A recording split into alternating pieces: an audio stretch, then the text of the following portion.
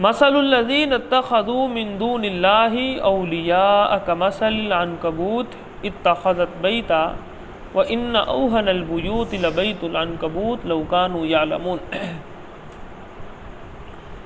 अल्लाह ताला मुशरिकीन की और शिरक की मिसाल जो है वो मकड़ी की मिसाल के साथ बयान करके शिरक और मुशरिकीन के अकायद की कमज़ोरी को वाज़े कर रहे हैं। अब देखें, जो घर होता है उसके बुनियादी मकासद होते हैं कि वो इंसान का तहफ़्फ़ुज़ करे, उसको पानी से, बारिश से, आंधी से, तूफ़ान से बचाए। यही मकसद होता है ना। जब आप घर के अंदर जाते हैं तो आप क्या होता है कि अब हम महफूज हो गए, आंधी, तूफ़ान, बारिश, इससे इंसान महफूज हो जाता है। मकड़ी का जो घर है ना, ये इतना कमज़ोर है कि हल्की सी हवा को भी बर्दाश्त नहीं करता। बहुत कमज़ोर घर है। अगर इस पर पानी गिरा दिया जाए तो यानी होता ही नहीं कि यहाँ पर कोई वजूद इसका बाकी कोई रहता ही नहीं, इससे लगता ही नहीं कि यहाँ कोई चीज़ मौजूद थी। अल्लाह ताला इसी तरह बयान फरमा रहे हैं कि आप जिन लोगों को अल्लाह के अलावा पुकारते हैं ना, ये जहन रख कर कि ये बड़ी मदद करेंगे, ये उतनी ही आपकी मदद करेंगे जितनी मकड़ी का घर उसकी मदद करता है मुश्किल के वक़्त में। पता तो मुश्किल में लगता है ना, घरा वो जितना मर्जी मैकेनिकल तरीके से बनाए, वाक़ियतन उसकी कारागरी बड़ी अजीम है।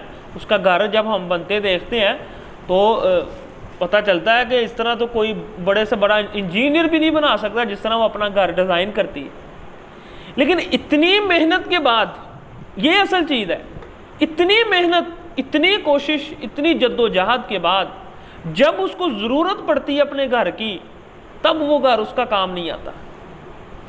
जैसे ही हल्की सी मुश्किल आती है, उसका घर उसका साथ छोड़ देता है। यही हाल मुशरिकीन के खुद साख्ता बनाए हुए अकायद और उनके माबूदों का है। सारी ज़िंदगी वो जितने मर्जी पैसे खर्च कर लें, जितनी देखें, किसी पीर का मुरीद बनना उनके लिए यही बहुत मुश्किल काम होता है, ठीक है ना। ये पीर अपने मुरीद जल्दी नहीं बनाते, बैत जल्दी नहीं करवाते, उसके लिए भी उनको बड़ी मेहनत करनी पड़ती है। और जब वो कहते हैं ना कि अब हम इस पीर के मुरीद बन गए, तो वो बड़े खुश होते हैं कि हमने जो है ना पता नहीं कितना बड़ा मार का सर कर लिया।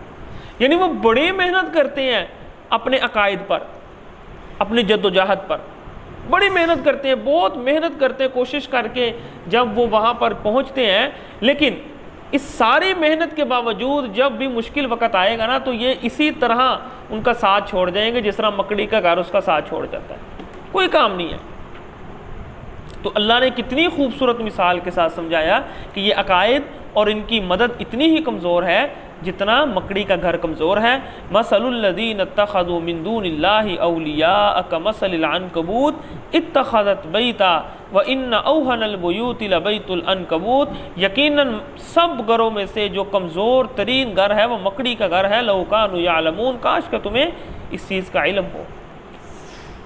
इन्नल्लाह यअलमु मा यदऊन मिन दूनिही मिन शै, यकीनन अल्लाह उन तमाम चीज़ों को जानते हैं जिनकी इबादत की जाती है। यानी कुछ लोगों ने मट्टी के, कुछ ने पत्थरों के बुत बनाए, कुछ फरिश्तों की पूजा करते हैं। ऐसे ही किसी ने आग को माबूद बनाया, कोई सितारों की परस्तिश कर रहे हैं।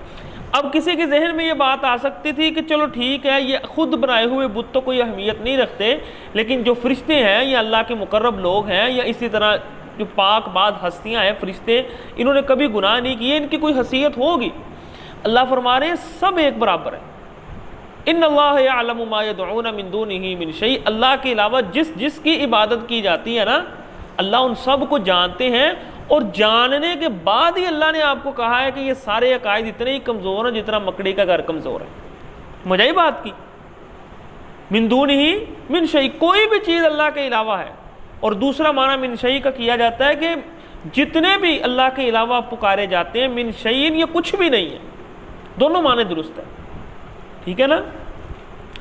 वहुवल अज़ीज़ुल हकीम, वो अल्लाह ही सिर्फ गालिब और हिकमत वाला है। वतिलकल अमसालु नज़रिबुहा लिन्नास, अब जब भी अल्लाह ने ऐसे मिसालें बयान की, मुशरिक कहते थे अल्लाह को यही मिसालें मिलती, वो पहले सिपारे में आपने पढ़ा था, इन्नल्लाह ला यस्तही अन यज़रिबा मसलन मा बऊज़तन, अल्लाह को कोई हया और शर्म नहीं आती कि अल्लाह किसी मच्छर मकड़ी इस तरह की मिसालें बयान करे, ठीक है ना, अल्लाह को कोई मसला नहीं है। वतिलकल अमसालु नज़रिबुहा लिन्नास, क्योंकि इन मिसालों का मकसद लोगों को समझाना है।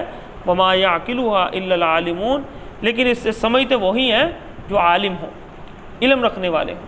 खलक़ल्लाहु समावाति वल अर्ज़ बिल हक़, अल्लाह ने ज़मीन और आसमान को बनाया है, पैदा किया है, बिल हक़, हक़ के साथ, यानी पूरे इल्म के साथ, इसमें कोई कमी नहीं छोड़ी अल्लाह ने। इन्न फ़ी ज़ालिका लआयतन लिलमुमिनीन, ज़मीन और आसमान को ही देख लो तो बहुत सारी निशानियाँ मिल जाएंगी ईमान कबूल करने के लिए।